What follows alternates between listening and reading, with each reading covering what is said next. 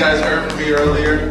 I just want to reintroduce myself for those of you that are just joining us. My name is D'Amico Ashawn Williams. I am a lifelong Detroiter. I am 28 years old, live in the city of Detroit all my life, child of Woodward Avenue. I went to Northern High School, graduated, did a year at Wayne State University, and is getting ready to finish at Wayne County Community College with a degree in Business Administration, Associate Arts, and General Studies. Thank you. I've been in Detroit all my life. Anthony Hardwick. I've been in Detroit all my life. I also been involved in social justice activism since I was 16 years old. My first fight was fighting the unfair treatment of Detroit public schools and its children. You know, we had inadequate books. Anthony Hardwick. We had no books, we had no supplies, we had no toilet paper, and not even running water. And we were protesting against those injustices. And then it moved to defending the city, you know, stopping the emergency manager, fighting, Public Act 4, which took over our government and the way that our city is ran to be under financial dictatorship. I also worked around better things for the community, you know, working with young men, trying to keep them out of trouble, fighting for the recreation centers. Fighting for the recreation centers and things of that nature. So I've been involved in pretty much the struggle of retaining and rebuilding Detroit for so long. And now they're shutting off the water. And it's unfortunate, and it's also inhumane to think that you can shut off water. You know, water is a human right, and it should be made accessible and affordable to all in the land. It's not about bill paying. You know, most people pay the majority of their bills, and you know, we end up in a situation of not having enough to make do with what we have. You know, over the past couple of years, the country has went through an economic crisis. Detroit caught a cold, and we never recovered from that cold, and we're suffering parts of that cold. You know, so I've been fighting, you know, Occupy Wall Street was a movement in 2011. That was my civil rights movement, you know, where children were maced with pepper spray, you know, being arrested for just assembling, fighting back for our rights. You know, I've been through all of that. And now this fight is getting uber real, and I'm calling on the community. I'm calling on everyone sitting in this room to help me fight for the betterment of Detroit. Help me fight to save Detroit. That's all I want to do. Save Detroit and bring it back to the people. Give power back to those that live here, that will sustain our community and bring back the essence of what community of the village is supposed to be about. I want to give you some information about the Detroit Water Brigade. The Detroit Water Brigade is a rapid relief organization that provides water to families that have been shut off of the Detroit water crisis. We also do water advocacy. We do social justice around standing with the Detroit water warriors that were blocking the Homridge trucks from coming out to shut people's water. Michael Yates. And we also do a couple of educational initiatives, such as working with the barbershop owner that had got his water shut off a couple of weeks ago. And we had an illuminated conversation with the young black men of the community. Michael Foster. And it was very awesome. We got 2 young men that decided that they wanted to volunteer and to help out deliver water to people that needed it the most. And we also do advocacy where we help people get a fair shake from the water department. We will take you down to the Detroit Water Department, get you some, you know, sit down with them and make sure that you get a fair deal. You know, and that's one of the biggest things that we do here at the Water Brigade. I'm sorry. It's okay.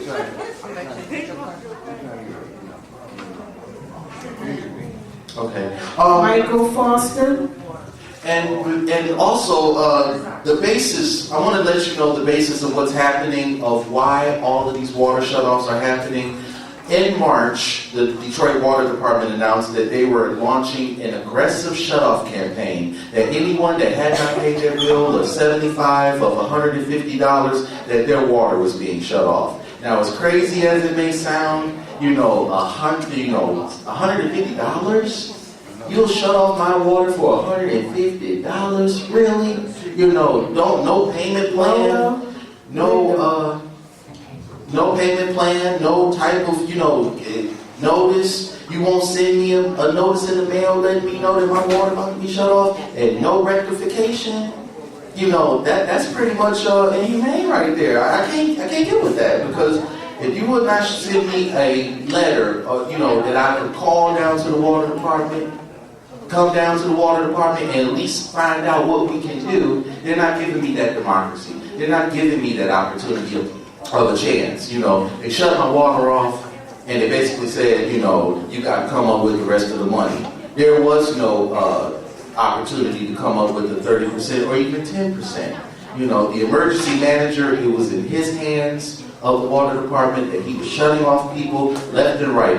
3,000 to 5,000 families per week since March had been shut off of their water. Some by no fault of their own, some on billing errors, some on clerical irregularities. And also with a couple of things that they were going about, they were shutting off elderly people that were on dialysis machines, they were shutting off women with small children, and the chain effect.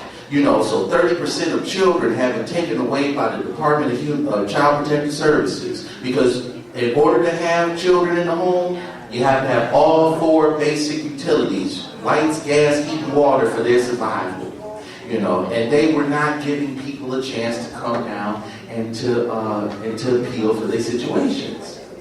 So what I did was that I advocated for months, give people a chance to rectify their situations. Give people a chance to come down and let you know what's going on. They could be having hardships with their Social Security, with their job. Most people went into retirement and never thought that they would take a cut or they would live poor. Most people didn't even have the transportation to get down to the water department. So I advocated for people to come to Cobo Hall. Let's have a meeting at Cobo Hall, a community meeting. A town hall community meeting where people could come down and get their bills situated and get their situations taken care of. And the water department finally did that. They finally did have the thing at Cobo. 4,000 people showed up on August 23rd, 2014. But the problem was that a lot of people came for in search of the flood. Remember the flood we had? A couple last month? We had severe flooding. A lot of people came out and helped for that. A lot of people came out and helped for their bills, because they wanted to get on the Detroit Water Fund. The fund that created $2 million for people that needed help the most. They were all unavailable. People could not get on those funds. People could not get help. And basically it turned out to be a waste of time. I was very angry because I felt that the city of Detroit deserves better. Its people deserves miracles, blessings, and all sorts of sides of relief. That you ain't got to worry no more about how you going to pay the water bill. You ain't got to worry no more about where you going to get the money. You ain't got to worry no more about where you going to get the, you got to beg the children, the church, or anybody for money. So basically the water crisis is, this shutoff campaign is derived from the emergency manager and more by the governor. They want to privatize the water by introducing the Great Lakes Regional Authority. This has been in conversation for the past 2-3 years, behind closed doors. No one had ever known about it. We heard a lot through the years of Coleman Young, a former mayor Coleman Young, saying that they were coming to take our water. Don't let the suburbs get our water. Y'all remember that, right? And he said that if you let them get the water, if you let them have a say in your water, your rates will go up, you will be treated unfairly, and you already know that it is a plan to move you out of the city of Detroit. Now, some people don't believe that it could happen, but if you're paying more than 50% water rates, your water rates are already high. Detroit is 8.4%. The suburbs is 7.5%. Now they just got jacked up to 9%. And Detroit is getting its fair due. The suburbs been jacked for their water rates for 10 years. Detroit has been jacked for 5. Last call for Cheatham. And the water affordability plan. The water affordability plan was introduced in 2006 by City Council for you to keep your water at a reduced rate of 2.5 to 5%, depending on your income, your household size, and your situation.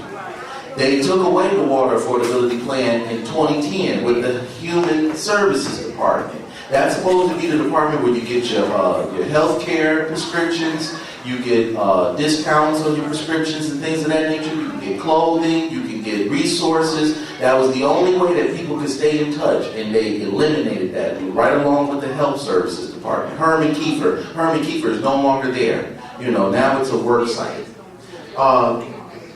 And it goes along with everything. If they take away, the first tactic of war is shutting off the water. And if you shut off the water to 40% of its population, which is African American, 83% of the city is African American. And this is a way to drive us out, to introduce gentrification, and also, if you're a homeowner in the city of Detroit, you are already being attacked from your property rates. They're redoing the property tax evaluation right now. And they're going to do it to where they can push you out of your home, where if you pay and you ain't paying on your property taxes, then they're going to snatch your homes. And they're already in cahoots with the bank. But guess what? Comerica Park, Ford Field, and Joe Louis Arena, 3 of the major sports team venues in the city of Detroit, owe so much money that covers the most of the debt, and they're being treated with deals and special considerations.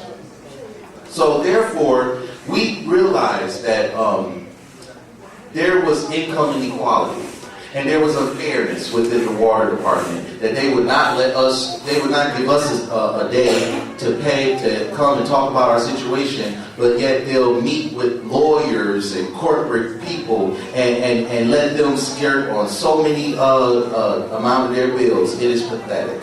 It is pathetic. There are over 100,000 people coming into the city every week at these stadiums, and they're not paying their bills. But these are the same viewers and audience peoples that say, pay your bills. Pay your water bill. Get off the cell phone. I've heard people get in the class war. I call it class war. Anytime where you rate me based on my appearance, what I got on, and what I have personally in my pocket, and you judge me by me not paying my water bill because you think I have a $600 Metro PCS cell phone, or earbuds, or jewelry, and clothes, and all that. That's not even it. You cannot judge people's personal situations.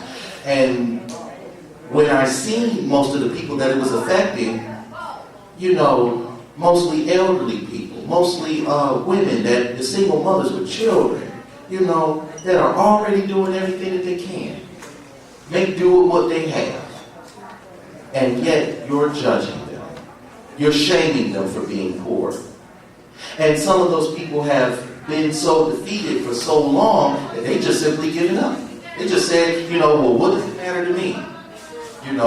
I don't have any money. I have nothing else I can do. And I even had people admit to me that they were getting ready to check out of life. They were getting ready to check out because they couldn't provide for their families Ms. anymore. Barbara Carter. So basically, moving on, now that we know the problem, that that the water department is shutting people off that owe little to $75 or more. They're shutting off people and not looking at the situations. I was in federal court 2 days ago watching the water shutoffs on trial. And I seen Daryl Latimer, the deputy director of the DWSD, along with Alexis Wiley. She used to be the reporter for Fox 2 News, and now she's chief of staff of the mayor. And what they were telling about the situations that were going on were so mistruth. They were so contrived. and they were not even true. That they would sit there and say that people had the ability to pay their bills. They may have been in between jobs. They may have not thought their bill was a priority. That is a lie. Because if you found out those people's situations, and you found out who those people were, who they represented, you would not have shut them off. You would not shut them off. You can't shut off a 64-year-old woman that's on dialysis that needs water for her machine, and now her kids have to scramble for the church or anywhere else to pay the water, pay 10% of the water bill. I'm not sure if you all remember here at the House of Hope, they shut his water off on Tuesday. Pastor Ray didn't deserve that. He came out to our press conference on Monday in front of the federal court to speak up and speak out. Because we need more Detroiters to do that. Speak up and speak out. Stop being afraid. Stop sitting in your house and worrying about, what you're going to do to make good on what's already need to be done. It need to be fought back. We need to fight back. Don't beat yourself up and don't feel like you have to accept this. You do not. You do not. I rebuke that spirit right now of defeat. Because more people that I see in the city of Detroit, and I talk to them, and they tell me, look here, Miko, this is what I'm going through. Latrice and Lavette. They say, look here, Miko, this is what I'm going through. Look, my rent is due. I can't pay my DTE bill, and my children need shoes for the winter. They need clothes, and I don't know where exactly I'm going to get this from. Can you help me? Please, can you help me? And I do whatever I can with whatever resources that I have to connect them to the help. Most people have already cried for help and they weren't able to get it. Some people were told, no, I can't help you. No, I reject you. And their fear of rejection has led them to a corner to where they're bowing and praying to God to fix their situations and everything like that. And nothing has been happening because they've been sitting in this corner all along before I came and knocked on that door to share information about water, to share information about what we're doing here, and to share information about what's going on.